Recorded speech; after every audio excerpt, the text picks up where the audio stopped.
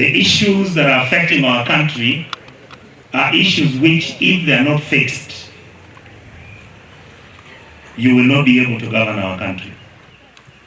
So our young men are asking you very simple things, Your Excellency. You don't have to worry so much. Number one, remove the military from the streets of Nairobi. Those kids have no guns. They have nothing. They have their phones. So you also look for your kids who can have their phones. They challenge those ones. All the individuals who've been killed, who've been assassinated by the state security apparatus must be given a state funeral. And we want the national flag to fly at half-mast. And any of your police officers, with this impunity they have, some of us don't fear. We are beyond fear now. Some of them we are going to start talking about ICC and The Hague.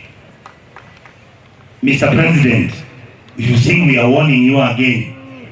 The way I warned you last year. Stop playing with these children. Tell your friends to stop stealing state resources.